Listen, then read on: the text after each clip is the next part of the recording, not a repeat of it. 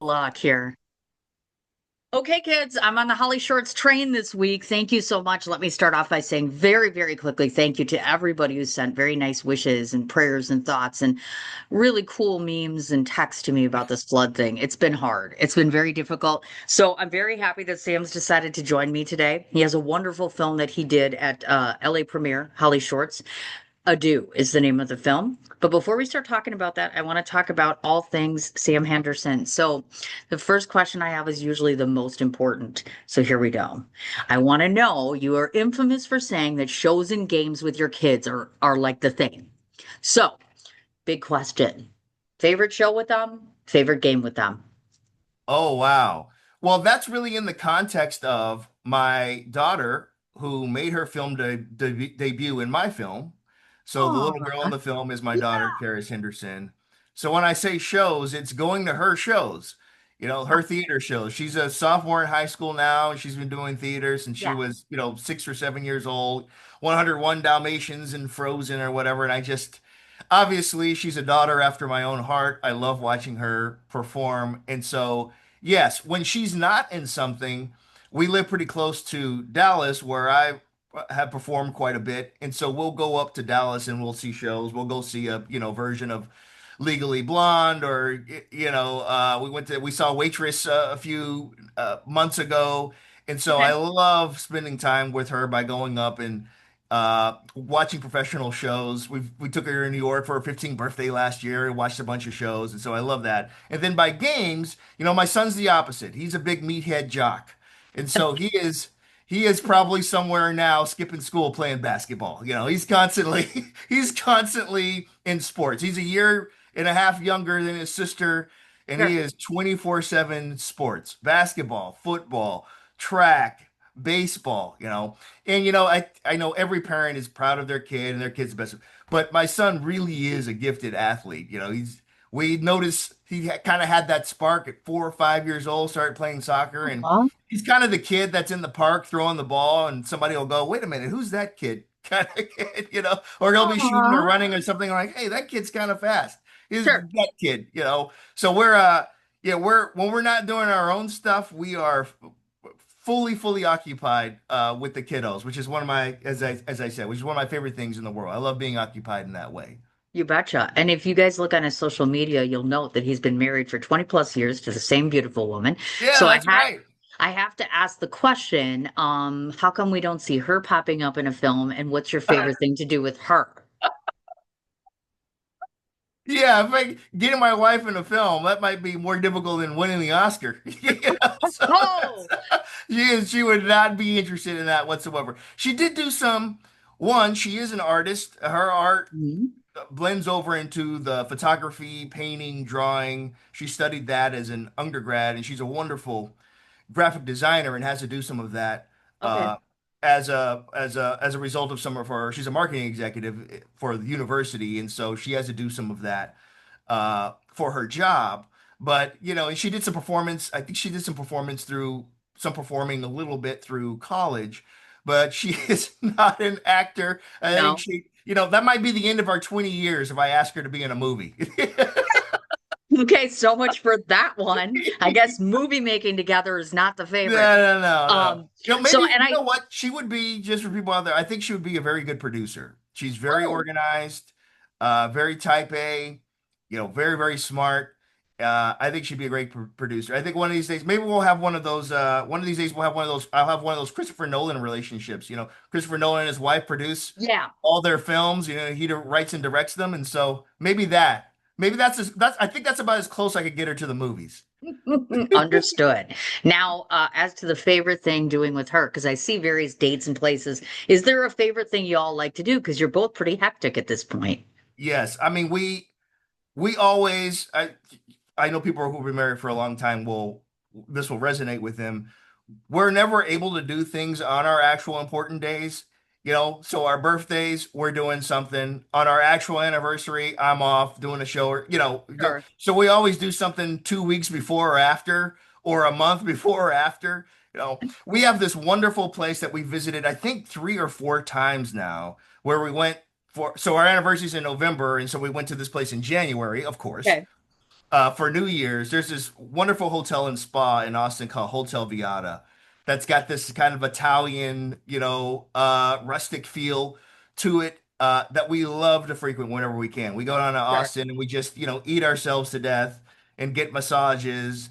And of course, because of who she's married to, we've got to watch films, but Of course. restaurants and movies and massages and, vegging out and hanging out in a hotel room, that is the height of of wonderfulness for us when we get the chance to do it. Ah, very nice. Okay, I want to switch gears for a second. If people follow me, which most of you do, you realize that I'm a big stickler for making sure that people are not forgotten. It's important that we leave a legacy and talk about those that aren't with us.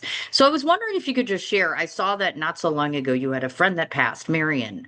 Would you like to share anything about that Oh, person? Dr. Castleberry. Wow. Yeah, you really did do your homework, Cindy. This was this 2 years ago? I think it was 2 years ago. So there's a great mentor of mine, Marion Castleberry, Dr. Marion Castleberry, who at one point was my professor in college, one of my acting professors in college, and then ended up being my colleague when I returned to the same university I graduated from to begin to teach. And, we were office mates together. He directed me and co-directed me in a show in Tigany. Uh, in 2019. And for many, many, many years, he was just a really good friend, mentor, colleague, professor, someone I really, really looked up to. You know, he got sick when he was directing me in a show in 2019. And, I wish I could talk to him about it. And I talked to him a little bit about it afterward, but I think he was one of the first people in our area to get COVID.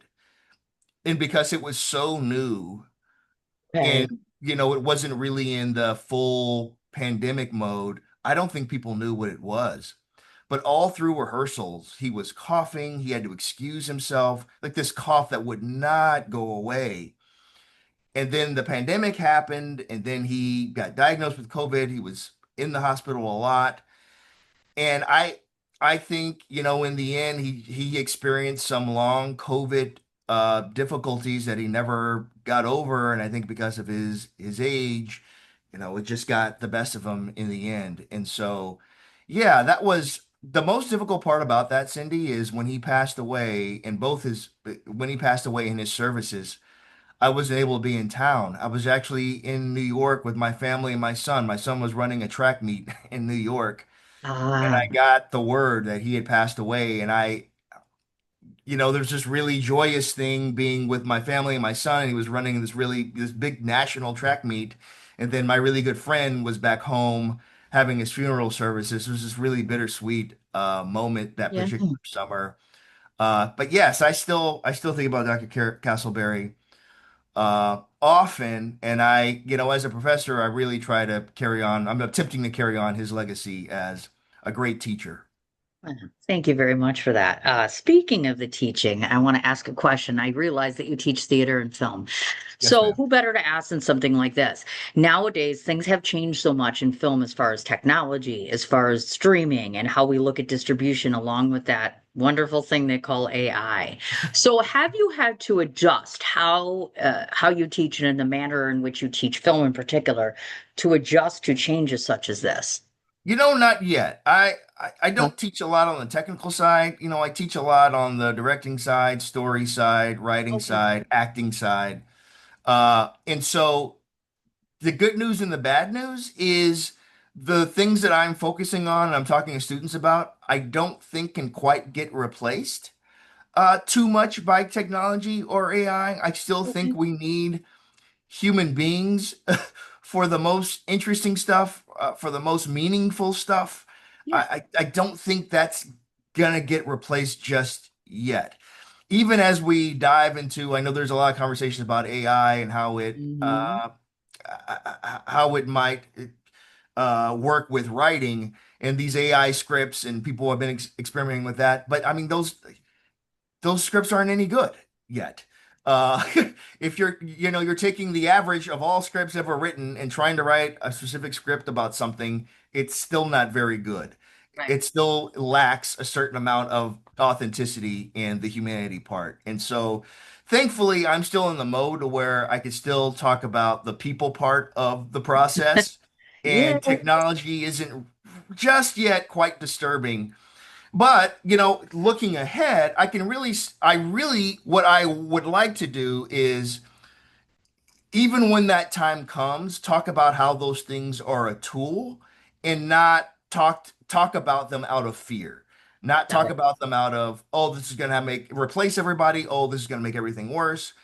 But perhaps talk about it in the context of, well, how can this tool, this inanimate thing, make what you do slightly better or more efficient, or reach a broader group of people, or bring more people into the process instead of shutting them out?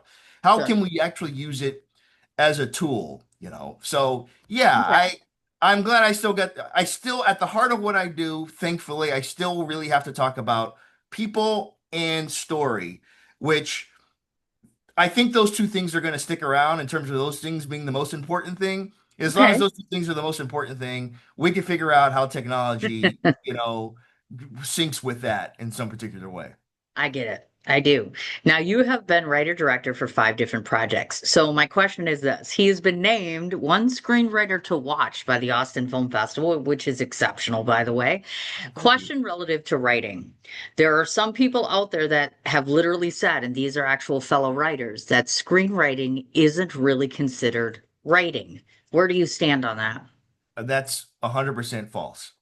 Of course it's writing.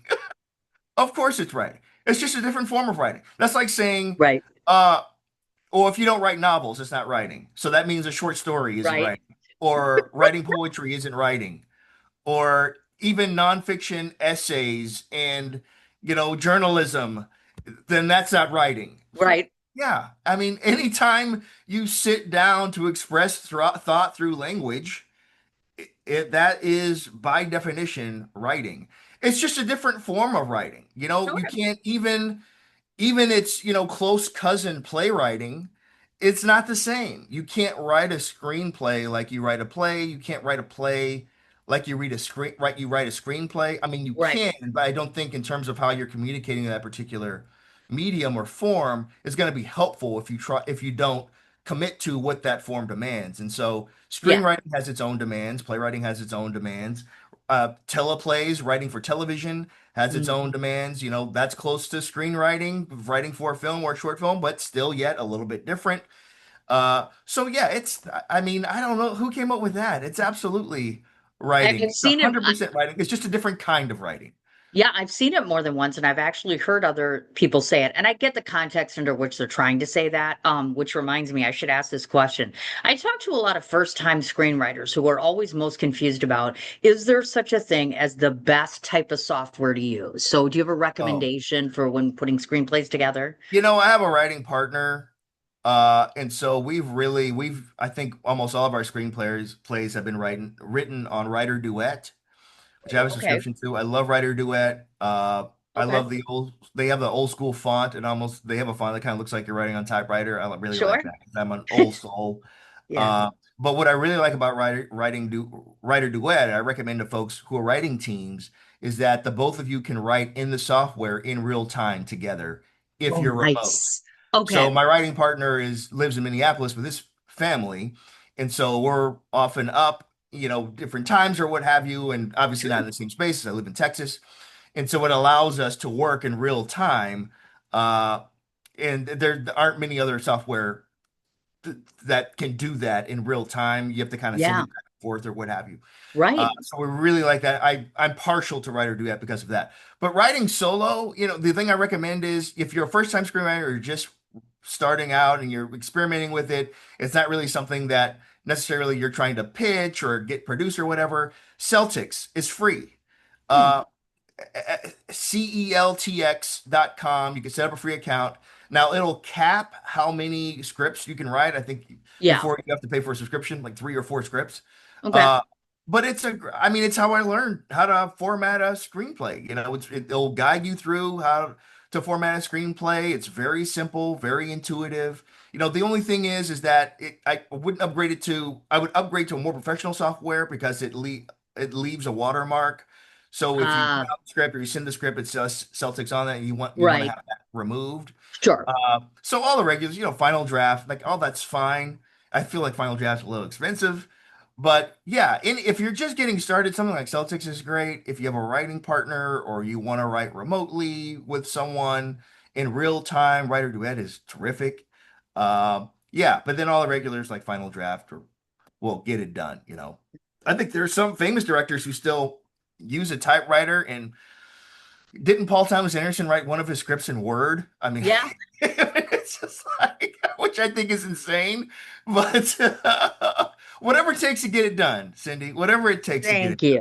Uh, it done. and speaking of writing, I am well aware, and if you guys look behind him, you'll see Miles Davis on the wall there. I know you Yeah. did the one-man show about Miles Davis, and I Yeah. do remember Miles being incredibly strongly opinionated about things. So I'm The curious to most. ask you about the show. How much of the real Miles is incorporated into it? Tell us a bit more about that, since most of us didn't get a chance to see it. Yeah. So I conflate this in my head because I wrote for my thesis a one-man show about Miles Davis that I Mhm. performed in San Diego. This is forever ago, almost 20 years ago. Wow. And then I just not too long ago, so like was it last year? It was last year I did a one-man show about Louis Armstrong called Satchmo at the Waldorf. Okay. Uh, and so a lot of people saw that one. I have to kind of switch gears and think about the Miles Davis one, which I need to expand and fully complete and hopefully produce one day for real. But Okay. yeah, the impetus for that was born out of his autobiography with Quincy Trope, uh, Hmm. which I have back here somewhere, where it's just, Quincy sat down with Miles not too far from the end of his life and had him talk out and basically said, start from the beginning.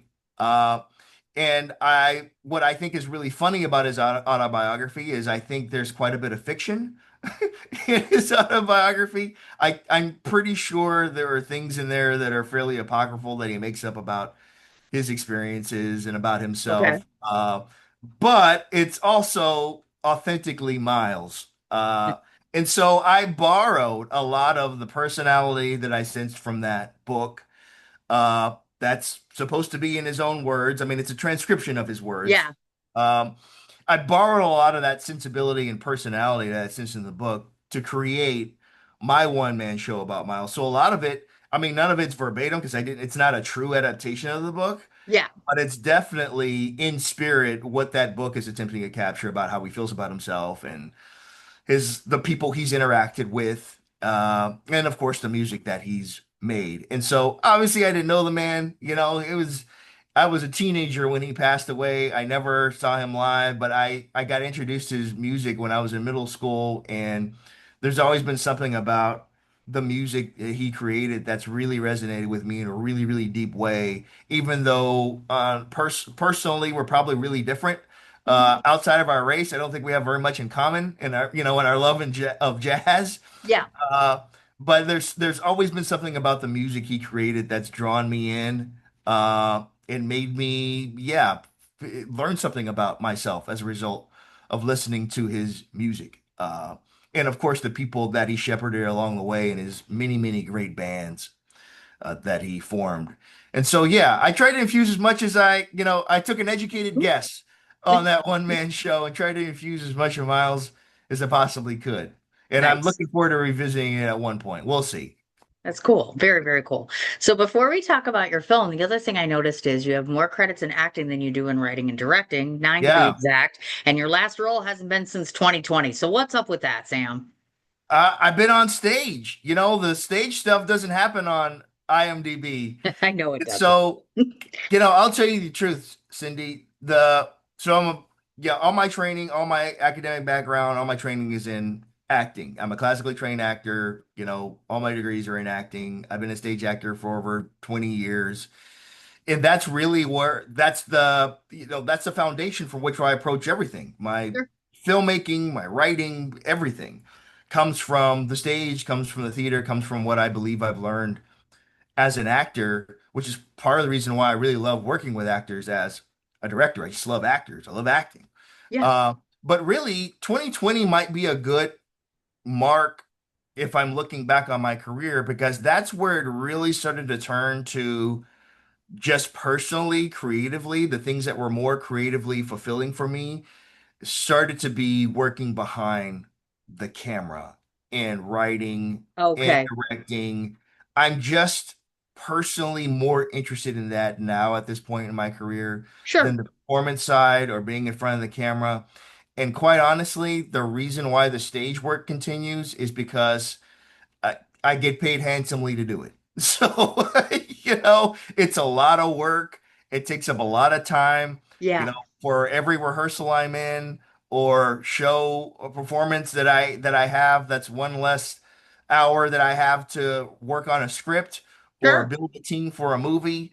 And I at this point in my life, I just rather be doing that.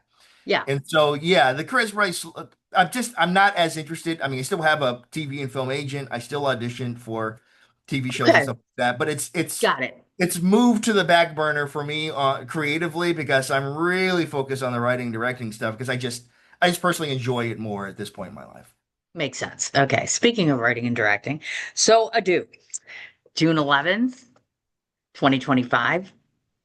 Multiple wins, LA premiere at Holly Shorts. I have a ton of questions. I love this film, first off. Oh, Uh, to, thank you, Cindy. to those of you that don't know, and we'll get into it, of course, one of the central themes in this movie is school shootings, of course.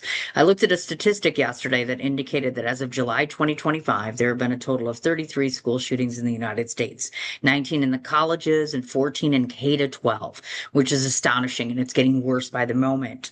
So I appreciate you putting light on this subject for one. I'm going to pick this apart as best as I can without giving it away. So I want Yeah. to start off with filmmaker questions. First off, I see that this film was done as part of an endowment. So we're all as filmmakers looking for money all the time. So if you would please share a tip or a tool or anything for anyone else out there that might be watching that's going to apply for things like this. Any fast track to getting attention or just something. Well, for my own story, I just have to admit that I'm very, very privileged and very, very fortunate uh, about where I work and my work support. I'm a professor at Baylor University, and Yeah. there's a specific fund in the film and digital media department that is specifically for filmmaking. That Okay. was an endowment that was set up by Matthew B. Lindner, several years ago, over 7 years ago, from which all of the professors in the department make their films. And the chair of our department makes feature films. The feature films are made out of that fund. We have several Yeah. other professors who have made shorts or make shorts. And from out of that fund, all of those films are made. And so it's just an incredible blessing, incredible privilege that we have that we didn't have to pitch, a studio or an Hmm. outside producer or what have you. However, Okay. we do talk to our students about how important the pitching process is. And Yeah. it really boils down to a couple of things. You have to be the one who's the most passionate about the thing you're pitching. Sometimes we have students get up or we have people pitch us particular things, and it's just, well, in 1937, there was this guy, and it's like, well, if you're falling asleep on your pitch, how do you think the people who want to give you money are going to feel about your project? You have to be Yeah. passionate about what you're pitching, and you have to pitch something that's specific, right? That's specific to you. And the most unique thing about you is you. There's nobody in the world who's you, who has Yeah. your collection of experiences, that has your memory. You know, it doesn't, nobody's the same. And so, really finding a way to be yourself, what's unique about who you are, and infusing that in a particular vision is the thing that I've seen over time be really successful in terms of people getting on board and wanting to support the story that you want to tell. And so, yeah, have a something that's striking visually, have something that's unique, but have something that's uniquely yourself. Don't try to go in and pitch something because it's just like this other thing. Yeah. I know that people say, "Hey, you've got to tie to something." No, no, no, no. The thing that's going to be interesting is you. As fast as you can get to who you are and why this is interesting and important and different because it's you, that's the selling point. Carbon copies. we're tired of carbon copy. You don't need to be a carbon copy. You just need to be yourself as best as you can. Thank you. I did note at the very end of your film, you have a dedication to another hero who is Miss B. Who might Yes, that be? Miss B is my mother, who has been a middle school theater teacher for almost 40 years. Uh, she is the reason why I exist, obviously. It's also why the film exists. You know, the film was born out of a conversation I had with my mother a couple of years ago, as you cited those harrowing statistics, Cindy. My mother, as a 70-year-old middle school theater teacher who works in Texas, is not immune from something like that happening. Is not immune, unfortunately, from the specter of gun violence. Uh, and so I am concerned about her. I have been concerned about her. Sure. And I had a tough conversation with her a couple of years ago. And I just asked her, I said, you know, Mom, I worry about you. And I know there are protocols for these kinds of things. And uh, I know the students are supposed to be do certain things. And maybe sometimes school have guards or what have you. But you know, you're on the verge of retirement. And what would you do? What would you do in this situation? I Mhm. mean, we live several hours apart. I couldn't I couldn't save you. I'd be really curious to know how you'd face this. And she said one thing almost kind of offhandedly. I mean, she didn't really want to get into it, but she said, you know, if a shooter came into my classroom wanting to hurt me, wanting to hurt my students, the only chance I believe I'd have would be if the shooter knew who I was. If the Mm. shooter remembered me as Miss B, I don't think he'd be able to go through it, irrespective of which state he was in. If he really remembered Miss B, I don't think he'd be able to do it. And just from that, the wheels started turning Ah, in my head. I thought, wow, speaking about what I just talked about in terms of pitching and being yourself and making it yeah, personal and specific, I I begin to think, oh my God, I don't think I've really seen this story. I mean, there's been a lot of stuff about gun violence and school shootings absolutely. represented in film and television and so forth and so on. And it's important that we keep that in our consciousness as we work toward, not doing it anymore and actually Right. fixing it. But I hadn't quite seen this perspective. And I don't think I'd quite seen this perspective because it's a very specific one to me and my mother. And so I thought, wow, if I can put something together that really is emblematic of this conversation and how my mom feels about this, I think that could be pretty powerful. And so, yeah, I spent the next couple of months with my writing partner going back and forth, thinking about some ideas, but it was all for Miss B. And so when we finally got to the end of it was even written in the script, when we got to the end of the script, I knew I wanted it to be a dedication to my mother, who is another hero, but is really a stand-in, Cindy, for all the teachers uh in the country who we asked to stand and deliver in these Absolutely. moments, You bet. So Miss B is my mom, a specific person, but Miss B is also, you know, representative of all the teachers that who I think America's teachers are, who America's heroes really are, and that's our teachers. Nice. Very nice. Speaking of teachers, so you picked this woman, I'm sure some of you might have heard of her. Her name, Jennifer Lewis, of course, who plays the main character in this. I remember her from Preacher's Wife when she was a Oh little less yeah. intimidating, and I love her in that project. Yeah. And I also know that Jennifer has played a number of different teachers. So was it her knowledge and experience in that particular role, or what was it about her that grabbed you that said, yes, her? Well, two things, Cindy. One was a practical reason. Uh, she was the first person we offered who said yes. Oh, wow. You know, Okay. we had a wonderful casting director, Allie Beans, who's based out of Dallas. Okay. And Allie gave us a great list of names to approach. Allie was really excited about our script. She said, even though it's a short, I think this can go really far with people who might be interested. And so we asked I'm not going to drop any names, but we asked, all you have People. to do is think of famous black Oscar-winning actresses over 60. It's a small, Ah, yes. it's a small Yes. list. And it's not Hattie McDaniel because she's not around anymore. So you can Mm, you can do some process of elimination and deduce pretty quickly who we sure. asked. We asked, just a few folks before we Yeah. got to Jennifer Lewis. And they're people, those individuals, their people basically gave us a flat no. This person doesn't do shorts. You're not going to be able to Mm, afford this person. We're not reading scripts, blah, blah, blah, blah, yeah. blah. And so when we got to Miss Lewis's representatives, it was actually her agent manager who called casting back and said, "Oh my God, I love this script. I've got to find a way to get Jennifer to do it." Okay. And we hopped on a Zoom with Miss Lewis last January with her manager and casting and I'm my sure. producing team. Yeah. And she said, Jonathan was talking, her manager was talking about this script, and she had just come from a shoot. Uh, and she had a stack of scripts on her desk, and she pulled out our script because it was the shortest. And she read our script and she called her manager crying, saying, I have to do this script. Nice. She immediately resonated with the message, the story we were trying to tell.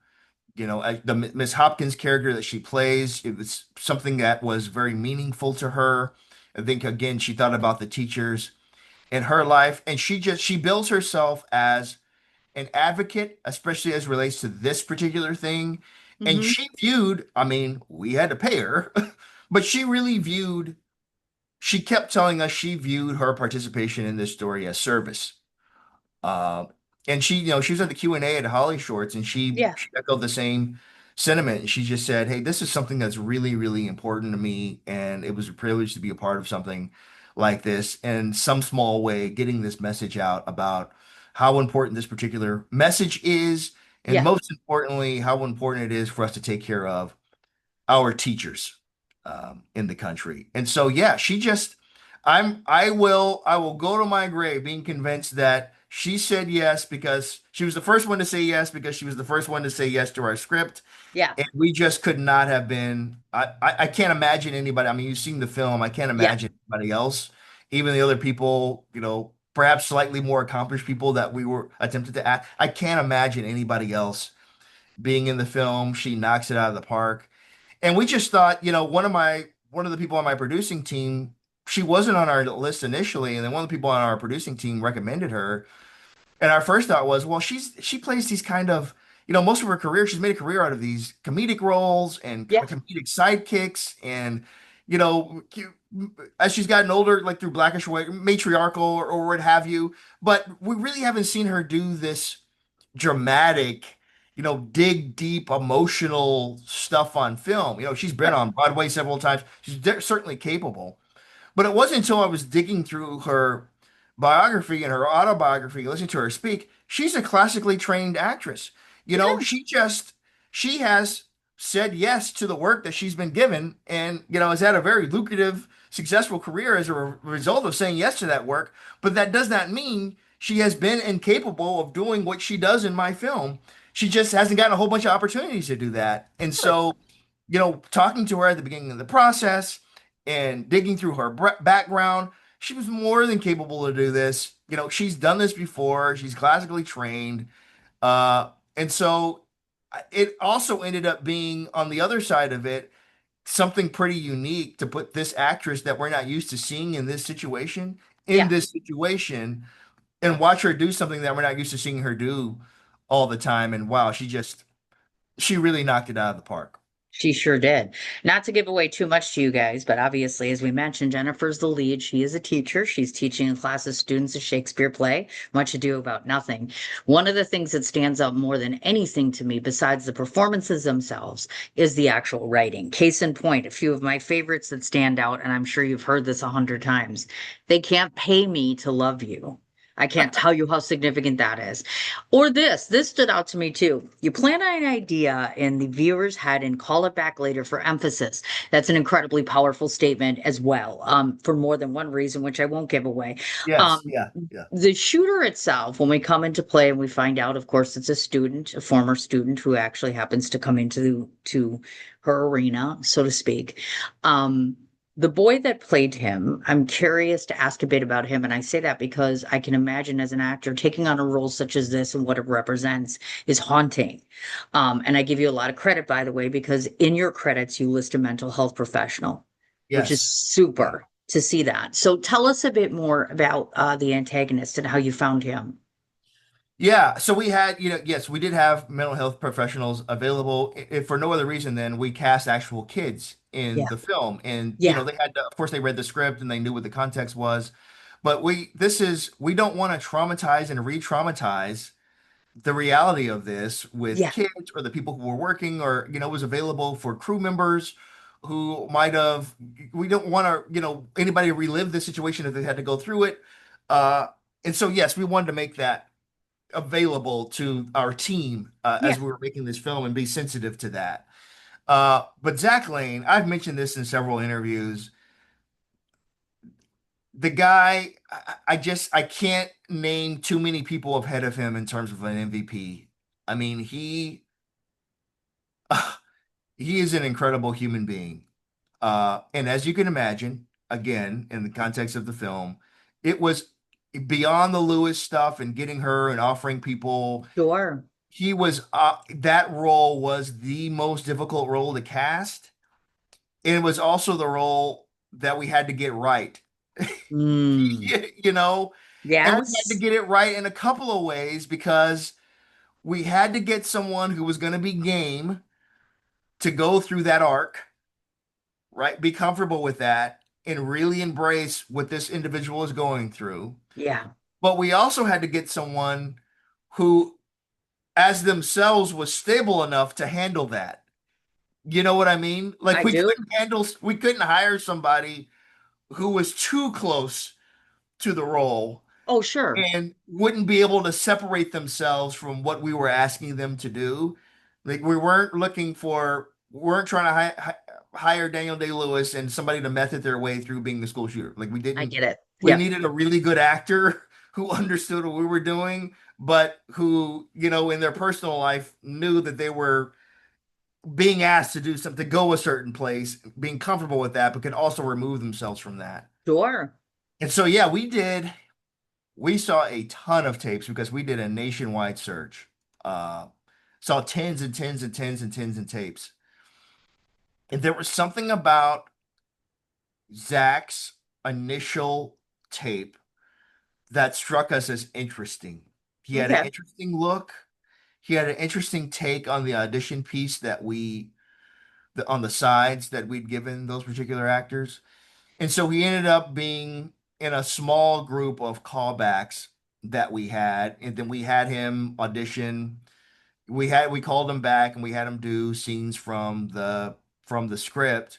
Okay. And there was just something about that gets captured in the film, I think, Sydney. There was something about Oh, his yeah. vulnerability, you Yep. know, uh, that he brought to it that was just again him being himself, something that you can't put on, that has to be a part of who you are, that Yes. he brought to this role that we thought was interesting and different and unique in terms of seeing this particular character portrayed. Just hadn't seen that quality, that kind of vulnerable quality.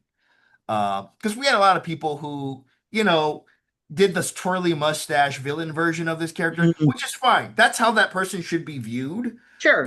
They don't deserve a lot of break. If you're doing that, if you're in a state where you are doing that, not asking for a bunch of sympathy, but too many people try to lean into the villainy and I'm a bad school shooter. And what Yeah. we're looking for something a little bit more nuanced because, as you know, in the movie, what we're asking this actor to do. And Zach right away just had that quality within him without us asking him, without me asking him to do it this way. It's something he already had. And Sure. so it got narrowed down between Zach and another gentleman. Uh, two people, and I did one-on-one interviews because the last kind of hurdle was I wanted to do the what we call the smell test. I wanted to talk to these people apart from the audition and just Yeah. you're not really crazy, are you? Like you're a normal person, you're well adjusted, you're just a professional actor, and you're really good at what you Yeah. do, right? You're Yes. not really into this.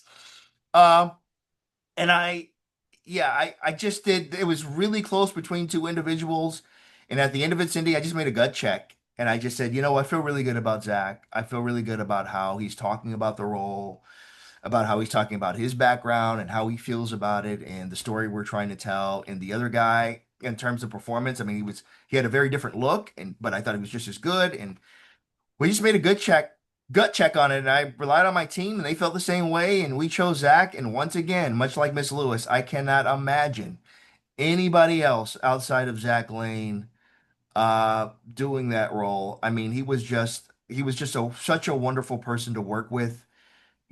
Took direction with such great ease. We had to move our production to Los Angeles, and he traveled the farthest. I mean, we flew him in from Florida. He lives Oh, and works wow. in Oh, Florida. gosh. And I mean, he flew in from Florida for one day. The one scene that he's in Yeah. the film is his scene. And so, he flew all the way over and spent the weekend with us and was ready to go. And yeah, he was just the most professional, the most ready, the most game.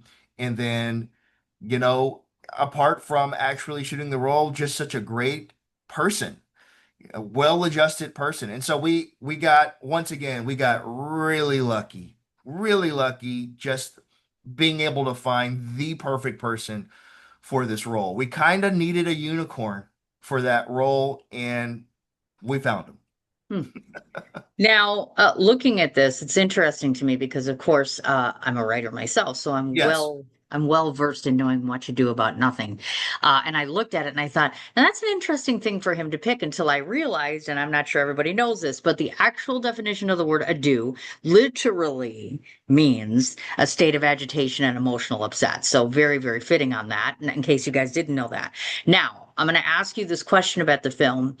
As a person myself who's reviewed films before, if you asked me about what your film is about, this is how I would condense it. I would say that this is a story of a teacher and her beloved students who are accepting and loving of each other and their art. I also see this as a secondary layered relationship between the shooter himself and the teacher. The shooter looking and feeling unseen, and the teacher frustrated that the shooter can't be seen in the way he needs to be seen in the right way. And the third layer to this is taking a look at our society in general and trying to figure out how we went from a loving, nurturing environment to one in which where violence comes in. That's how I view your film. But in two sentences, Sam, tell me what your film is about. I mean, you hit it on the head. Aw, I'm going to use a couple of more sentences because I really want to clarify this because I think it's really important. absolutely. We've only had a few people do this. And look, I understand if you put a school shooter in something, that's an incendiary thing to do. Yeah. And people are going to be drawn to that. And rightfully so. I completely understand that. But we did not set out to make a quote unquote school shooter movie, right? We set out to make a movie about a teacher, Mm. about a mother, about a parent, about a mentor, right? And so the first things you said are right on it. This is about a teacher's love, a teacher's love of language, Mhm. and how that comes about, how the memory of that comes about at the most important time, where life and death are in the balance, literally. We obviously the character in the film is in a particular moment faced with balancing a whole bunch of things at the same time. And Sure. the stakes are as high as the stakes can possibly be, right? But as the character says, it is still based in love. And, that's the story we wanted to tell. We wanted to tell the story about a teacher, a teacher's love of language, a teacher's love of her students, and how the memory of that perhaps saved a life or two as a result. Thank you for that. Now, most of us didn't get an opportunity to get to Holly Shorts to watch this. So, for future reference, if someone wants to see the film, where is it headed next? Yes, so we're still on the festival circuit and we are Oscar qualified, and so it can't be, we can't stream it just yet unless a streamer Yeah. wants to buy us. We can't put it on YouTube or anything like that, have it publicly available just yet. So we're still on the festival circuit Yep. all the way through October. Yes, we're Holly Shorts is finishing up this weekend. We screened last weekend in Holly Shorts. Next week we're going to be in Bronze Lens. We screened Friday night in Atlanta at Bronze Lens at 7 o'clock. Okay. And then after that, we're going to DC Shorts, we're going to Independent, we're going to San Jose, we're going to Santa Fe. We've got almost a dozen fests left over the next couple of months where the you can hit the film up on the festival circuit. And so if you follow us online, we'll be updating screening times and where we are over the next couple of months. And I'd love for people to come out and see the film. That's awesome. Besides this project, do you have anything else cooking? Anything else you can share with us for future projects? Yeah, so my writing partner and I, for a long time now, it feels like longer than a year and a half, but it's been about that long, have been working on a feature film version for a do. And I guess the kindest way I can say is that it's in development. We've had a couple of people Okay. approach us about perhaps seeking funding for the feature. So yes, we have been polishing that script, polishing it and polishing it and polishing it and working on it and working on it. Still doesn't feel completely done. But we're trying to balance that between, continuing being on the festival circuit and promoting the film as we get to Oscar voting in at the beginning of December. So between working on the feature, we've got classes starting soon, and continuing to promote the film. Yep. The next 6 months are going to be pretty busy for me, Cindy. I can see that without a doubt. In case you folks didn't catch it, his official name, if you look him up, is Sammy Ray Henderson. If folks want to follow you online or find you in general, obviously IMDb and of course other places, what's the main place where people can check in with you?